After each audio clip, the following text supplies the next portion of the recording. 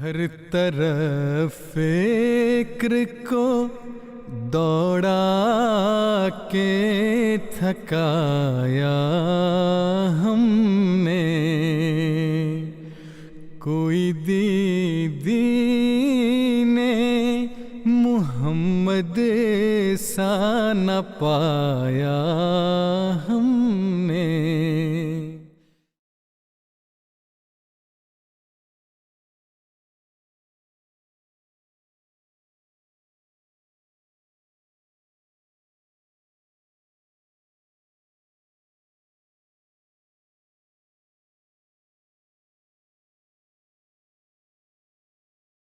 عن أنس بن مالك يحدث عن رسول الله صلى الله عليه وسلم قال: أكرموا أولادكم وأحسنوا أدبهم. Anas bin Malik, qu'Allah soit satisfait de lui, rapporte que le saint prophète, que la paix et les bénédictions d'Allah soient sur lui, a déclaré: respectez vos enfants et instruisez-les aux meilleures valeurs morales.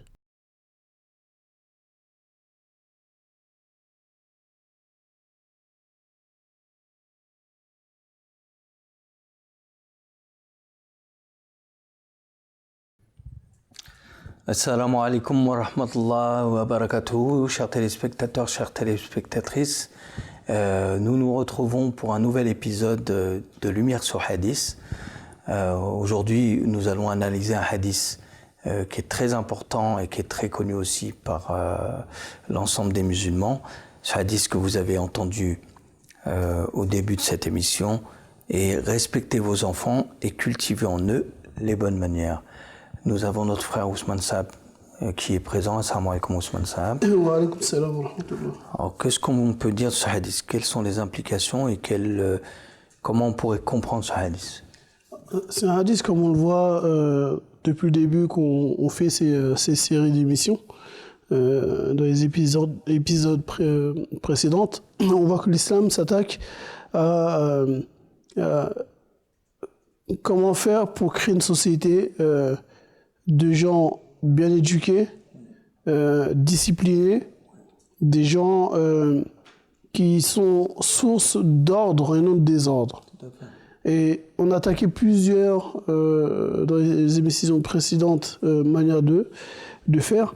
Et là, on arrive aux enfants. On avait traité les anciens, oui. Et on avait traité le droit des parents. Vous avez des enfants, les enfants, vous avez des parents, vice-versa. Oui. Et ce hadith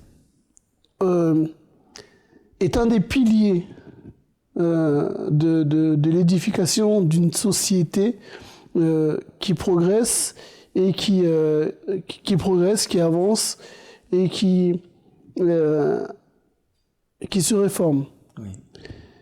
Par les enfants. Tout à fait. L'islam met une grande emphase sur l'éducation. On l'a déjà vu. Déjà de l'adulte lui-même, on l'a vu dans les hadiths précédents.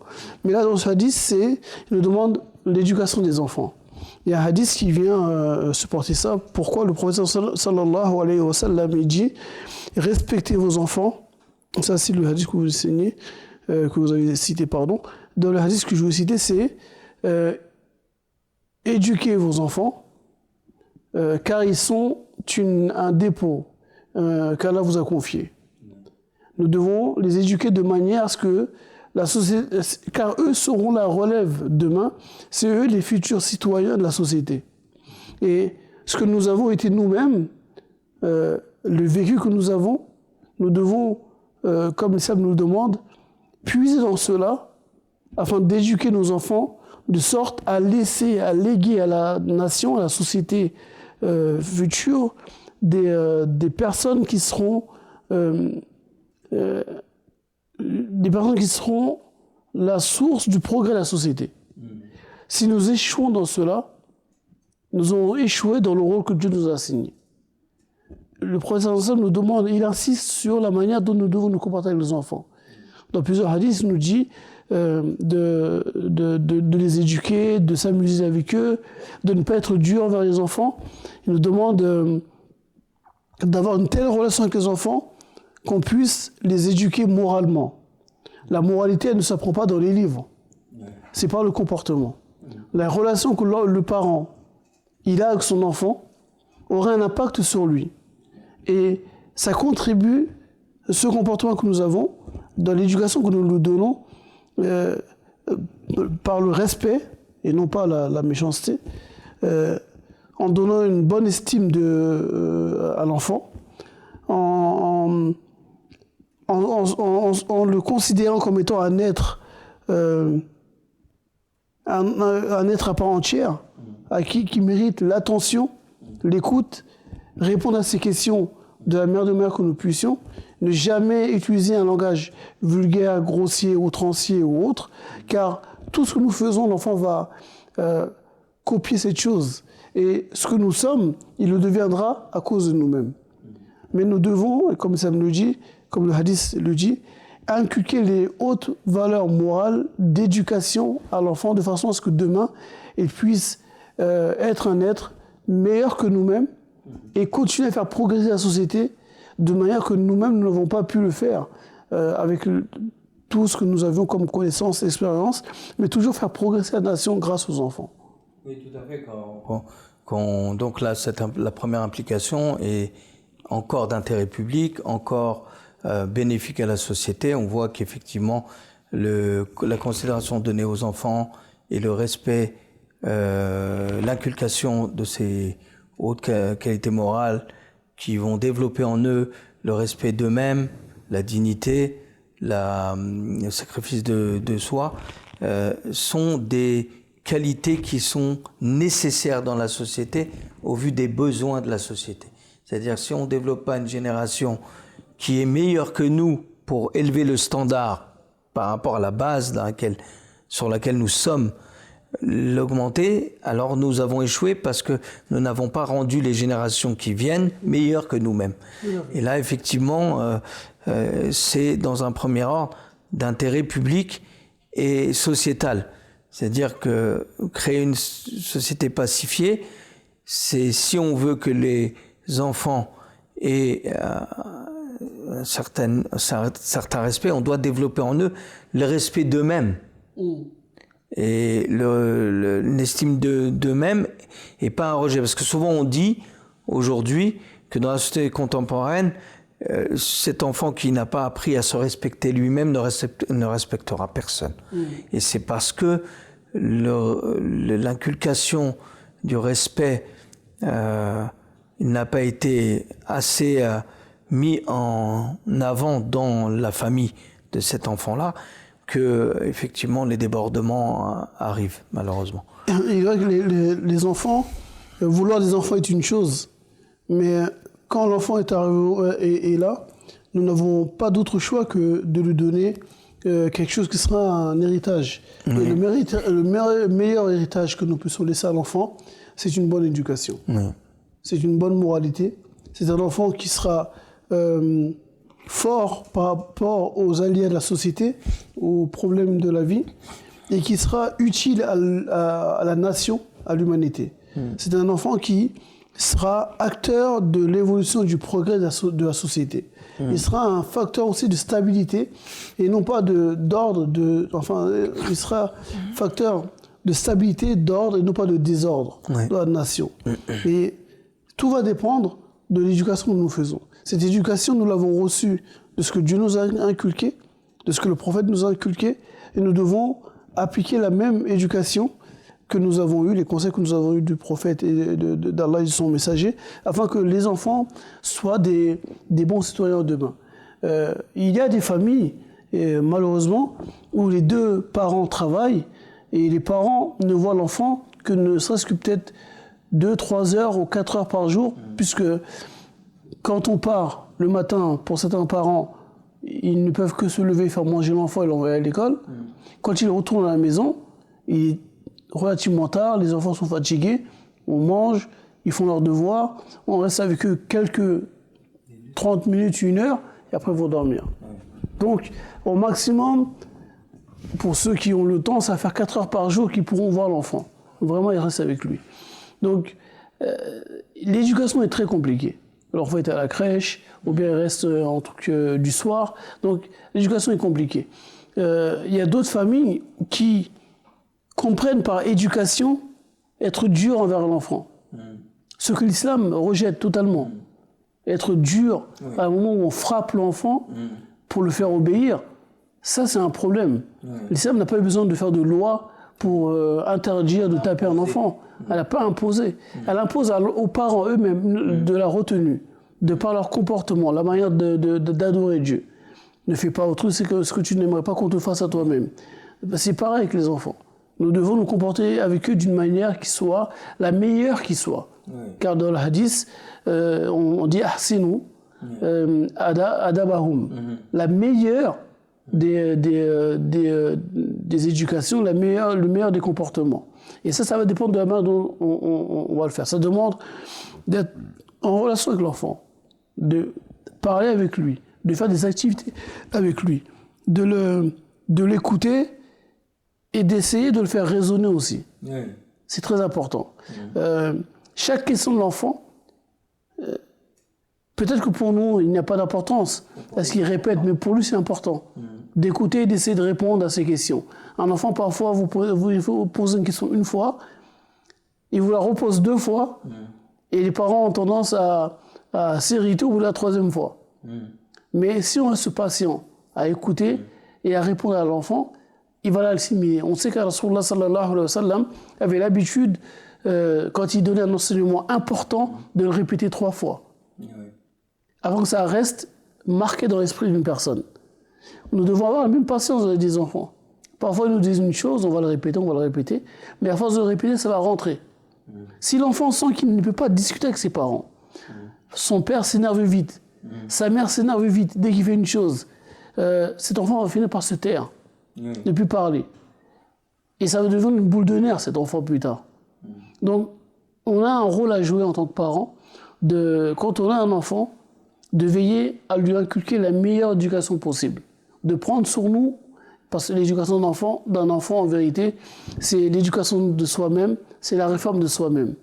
Si on arrive à suivre correctement les enseignements, à canaliser notre esprit, à contrôler notre nafs, notre colère, nos énervements et ainsi de suite, on arrivera à éduquer l'enfant d'une bonne manière. Par contre, si nous ne faisons que nous emporter pour un rien, cette chose sera négative pour l'éducation de l'enfant.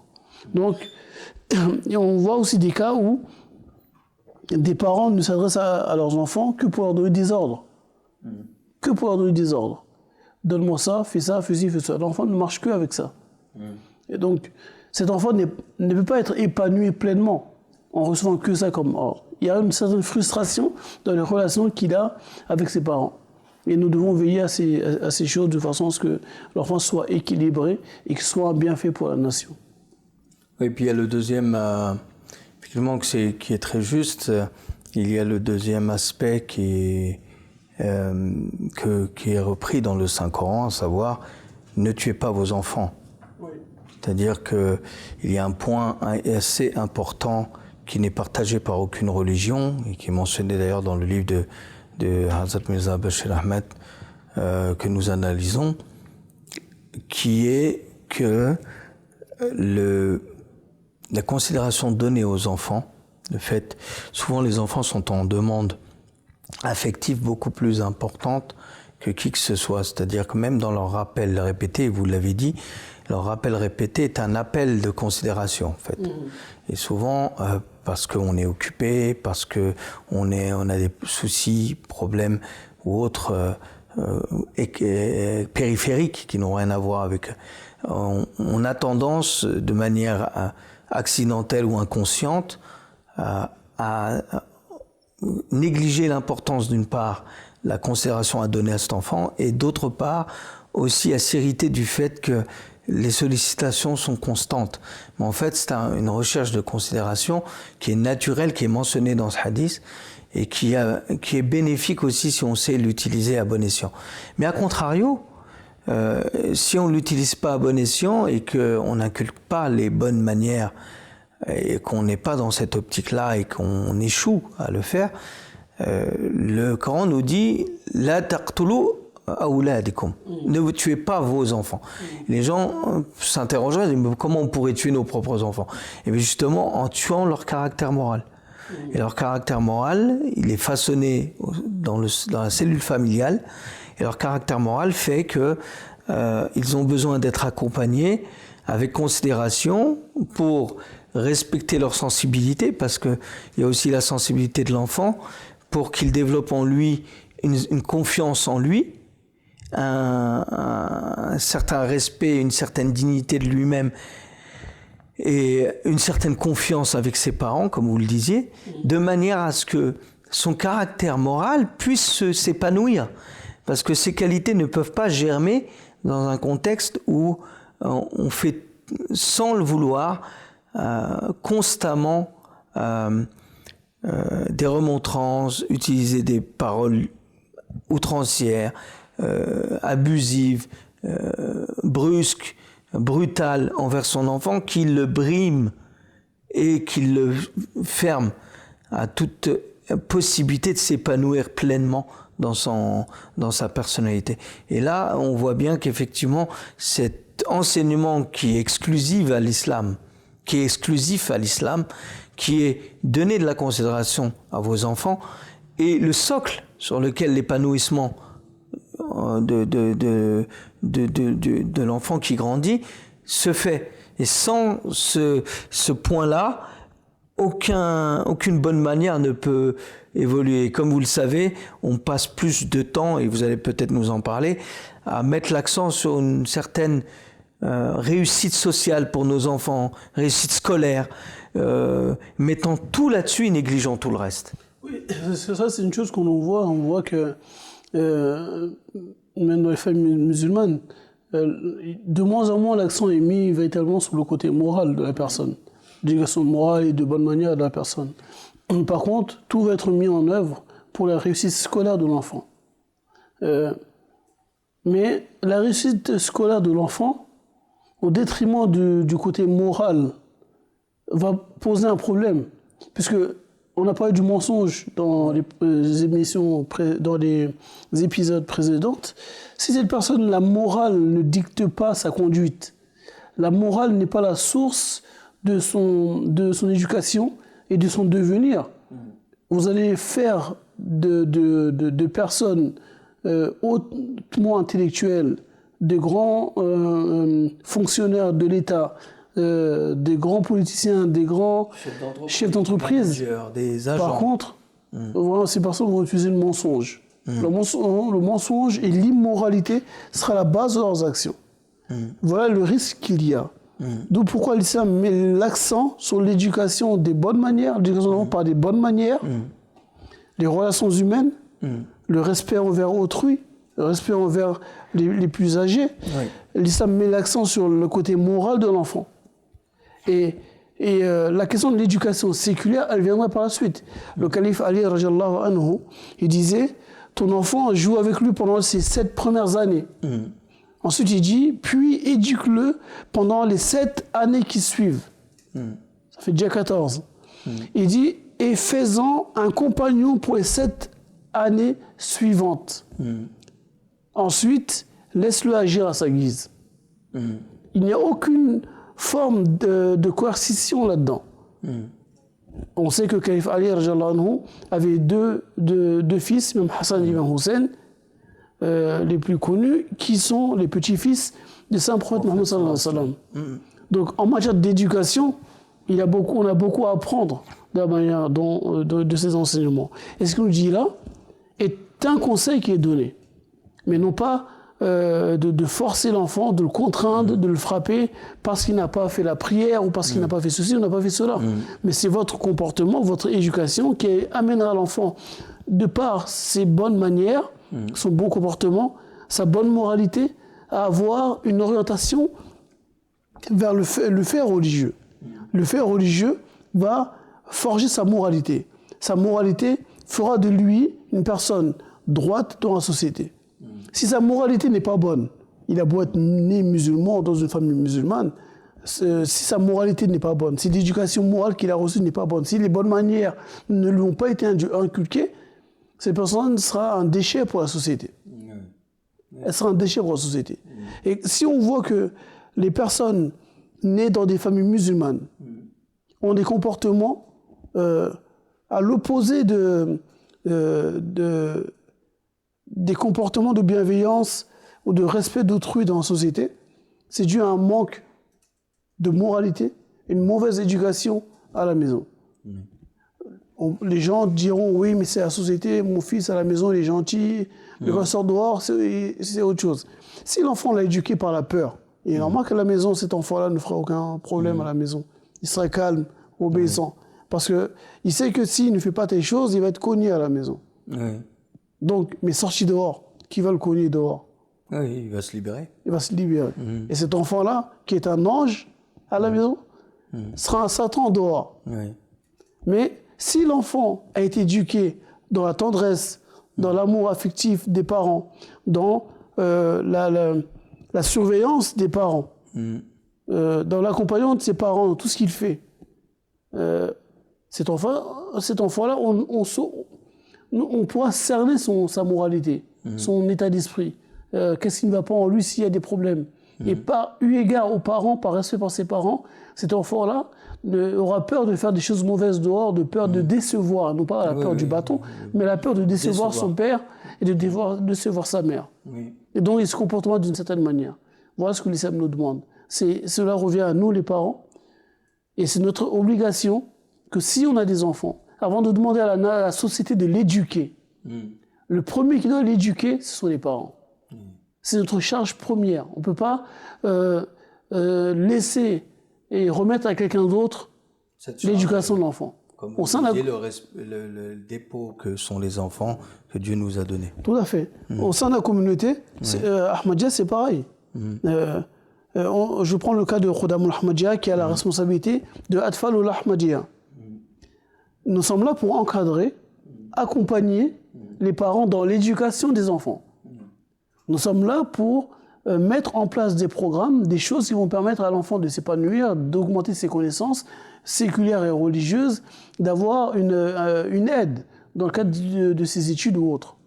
Mais l'éducation première revient aux parents. Si les parents n'ont pas éduqué correctement leurs enfants, ils ne peuvent pas attendre de la mosquée, attendre de la mission, attendre des missionnaires, attendre des responsables de Tarbiya, l'éducation de leurs enfants.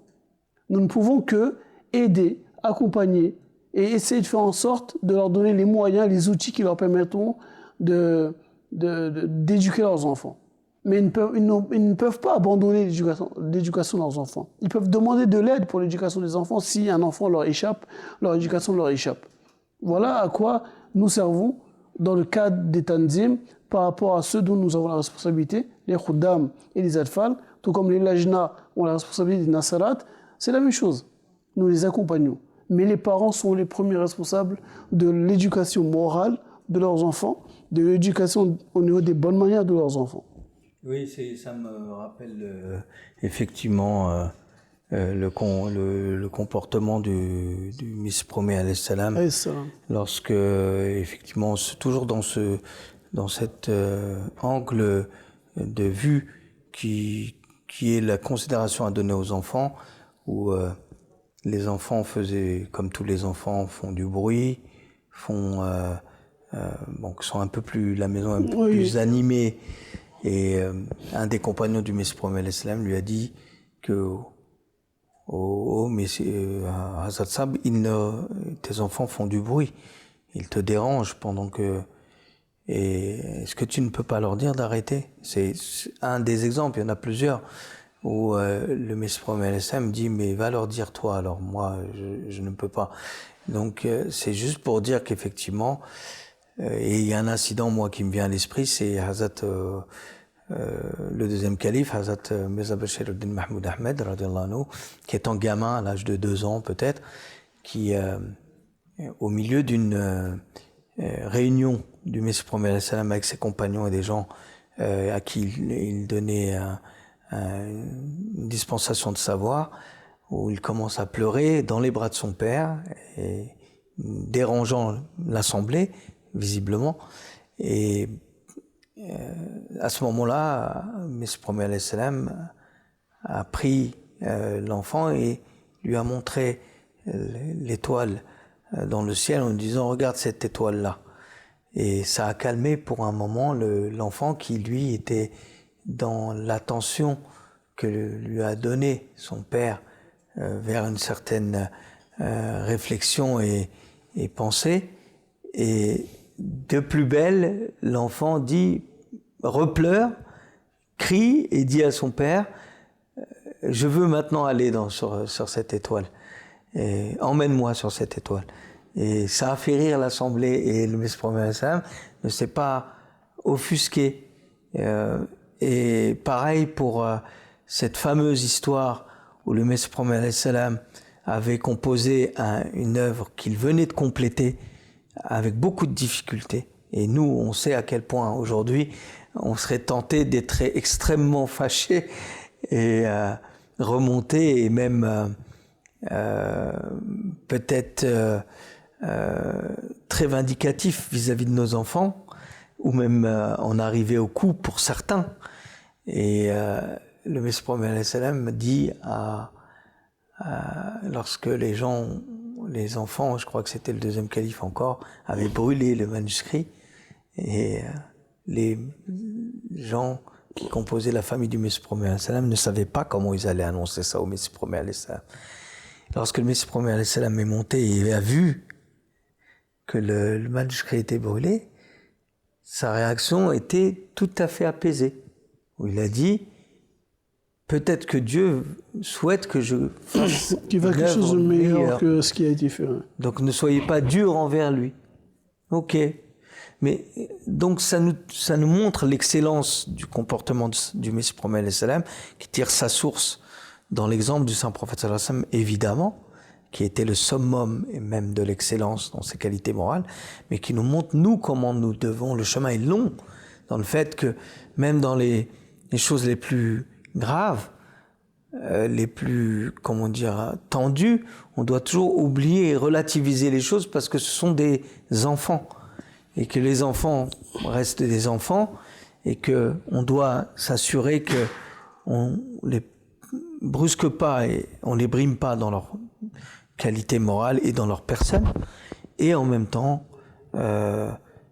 faire en sorte qu'ils respectent les choses, mais de manière à ce que leur apprendre avec amour et tendresse. Dans tous les cas, l'éducation, quelle que soit d'une personne, soit d'un enfant ou d'un être adulte, elle demande de la patience. Voilà. Et toute personne qui veut éduquer quiconque, il ne peut éduquer, il ne peut réformer sans être patient. Et là, le meilleur endroit, le meilleur lieu, les meilleures personnes avec qui on peut travailler notre patience sont les enfants. Celui qui n'arrive pas à être patient avec ses propres enfants, n'arrive pas à être patient à la maison, n'arrive pas à supporter le bruit des enfants qui jouent ou les questionnements des enfants, et qui ne fait que s'emporter, le comportement serait étrange si cette personne arrive à patienter vis-à-vis des gens extérieurs, mais que chez lui-même, il n'arrive pas à le faire. Le meilleur laboratoire de la réforme de soi-même se trouve à la maison. La meilleure éducation que nous puissions léguer à la société et à la nation, c'est d'abord nos enfants. Si nous éduquons nos enfants afin qu'ils aient de bonnes manières, afin qu'ils cultivent en eux de haute qualité morale, notre vie n'aura pas servi à rien, car elle aura légué à la société des enfants de haute qualité morale et qui ont de bonnes manières et qui sont source de progrès de la nation, de stabilité, de cohésion de la société. Par contre, si nous avons été quelqu'un de grand, mais que nos enfants que nous avons laissés sont tout à fait contraires à nous-mêmes, notre nom sera terni par ces enfants-là. Et on a échoué. Ils nous ont échoué dans notre éducation. D'où pourquoi l'importance de l'éducation. Et je termine par ça. On voit l'éducation de Rasulullah sallallahu alayhi wa sallam. Toute sa famille, l'éducation qu'elle a eue. Mais sa famille, comme il a dit, elle ne se limite pas seulement à ceux qui sont de son sang, mais il disait que même ses compagnons sont de mon sang. Bilal, Salman Farsi, d'autres qui n'étaient pas de la nation arabe, il a dit, notamment à propos de Salman minna, minni ahli al-bayt. Donc, on voit leur éducation aussi. Tous ceux qui mettent en application ces enseignements-là sont les descendants spirituels du saint prophète Mohammed sallallahu alayhi wa sallam. À eux de montrer qu'ils sont les enfants de ce prophète-là. Mais toute personne qui se démarque du prophète sallallahu alayhi wa sallam de par son éducation. Même s'il est de son sang. il ne peut pas se réclamer de lui. Oui. Car il n'a pas suivi l'enseignement qu'il a donné. Et la plus grande amana que nous a laissé le prophète, ce sont ces hadiths, ces explications de 5 ans de par sa sunna et ses paroles qu'il nous a léguées, afin de savoir comment nous devons pratiquer, comprendre et pratiquer notre religion. Oui. C'est un sujet extrêmement épineux et à la fois très important qui demande que tous les responsables de famille, que les mères qui sont les garantes de l'éducation morale aussi, soient mobilisés et conscientes et conscients de la portée d'une telle négligence et la portée d'une telle application aussi. C'est-à-dire que si on analyse chacun des aspects de ce hadith, on va comprendre qu'effectivement, comme vous l'avez dit, le laboratoire qu'est la cellule familiale nous permet d'exercer, et il n'est pas trop tard pour, c'est-à-dire que un être humain reste un être humain. Le Messie prophète alayhi salam disait que peu importe dans quel pétrin ou dans quelle profondeur l'homme est empêtré dans le péché, Allah a mis en lui la capacité d'en sortir. Et c'est pour ça que s'il doit y avoir un rappel à faire aux téléspectateurs, aussi aux téléspectatrices, si on doit comprendre cet aspect ou d'autres aspects, on va comprendre qu'effectivement, on peut appliquer ces recettes qui ont fait le succès de l'époque du prophète sallallahu alayhi wa sallam, du Messie promis, et qui continuent à faire le succès aussi dans les familles qui sont imbues de cet état d'esprit, pour le bien-être de nos enfants et de la nation par extension. Donc j'espère, Inch'Allah, qu'on a été assez clair dans cette explication de ce hadith qui est vraiment très très important. L'émission arrive à son terme, j'espère que vous l'avez apprécié. N'hésitez pas à nous envoyer vos questions et vos commentaires à hadith@mtafrance.tv. Merci de nous avoir suivis. Assalamu alaikum wa rahmatullah wa barakatuh.